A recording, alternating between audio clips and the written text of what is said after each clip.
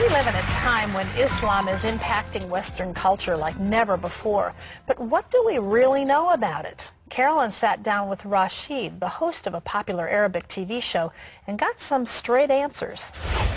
Rashid, thanks for the invitation to visit you today and learn more about Islam.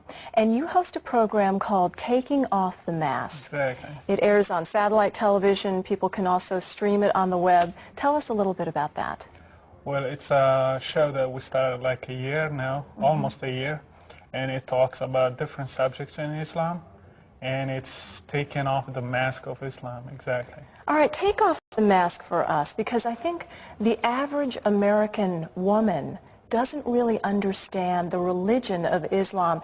In fact, I was watching a women's show shortly after 9/11 where the host said that Allah and Jehovah are really just the same God.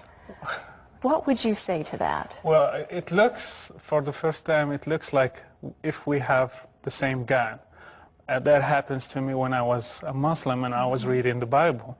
But when you go further and you see some attributes to God and to Allah, you will make a big difference between the two. So Allah and Jehovah are not the same God? They are not.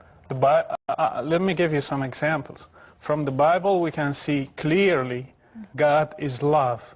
And all the facts in the Bible are based on this fact that God is love. When you go to Islam, you will not find a single verse that says God is love. Now, you grew up in the Muslim culture and became a Christian. What led you to that, and how did your family respond?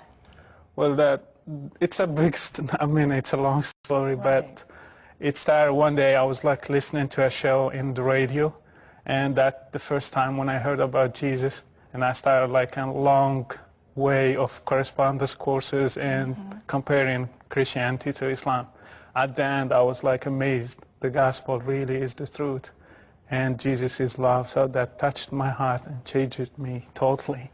Speaking of love and the different religions, we look at Islam, Americans again, who don't necessarily understand, and we don't understand all the violence that we see around this religion on sometimes the most innocuous things, like a cartoon of the Prophet Muhammad.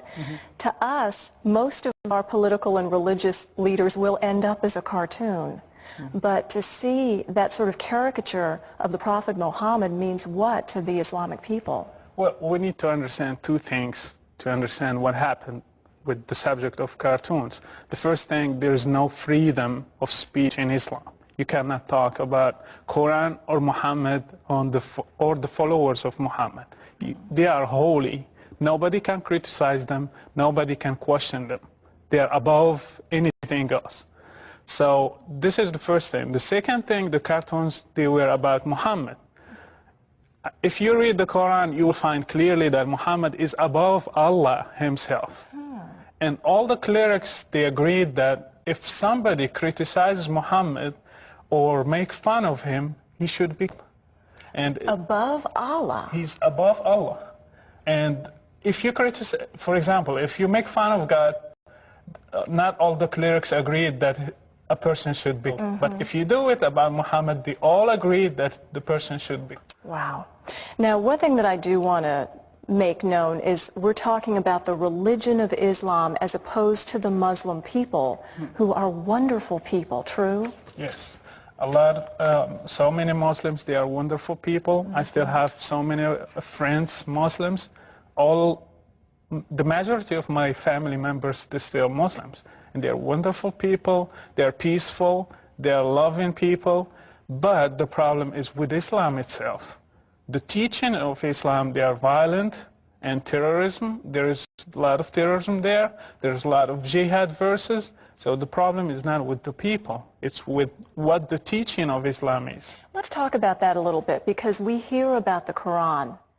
And many Americans think, well, the Quran is just another version of the Bible. That's true. A lot of Americans think that. Tell us. It looks like the same the first time, because Muhammad was good in copy-paste, you know. He took a lot of verses from the Bible and he put them in the Quran. But if you go deep into the Quran, you find totally it's the opposite of the Bible. You will not find God is deceiver in the Bible. You'll find God is the great deceiver in the Quran. God is love in the Bible. God is not love in the Quran. He loves only Muslims. He hates non-believers, non-Muslims. You will find God teaches us to forgive people. In Quran, He teaches us to the enemies of Allah. And it's totally two different directions. It's not even close. Well, that's another confusing fact. We hear that the Islamic religious leaders saying we accept other religions. We are tolerant of other religions, and then you hear things like this. What is the truth? That's true. They keep saying that. But they need to give us proof. What the sayings of Muhammad, what the Quran says about it. The Quran says clearly about Jews that they are sons of pigs, sons of monkeys, and Christians are astray, and they are like misled.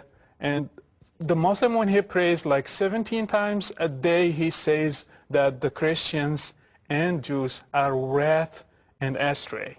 He keeps repeating that 17 times a day. And you are not allowed to greet Christians and Jews according to Muhammad.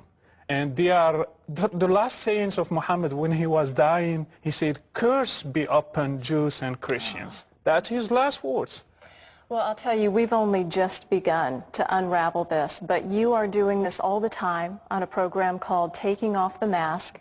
You can see it on all sorts of satellite programs. You can also go on the web and find out more about it. Rashid, thanks for letting us visit today. We appreciate it. Well, thank you for your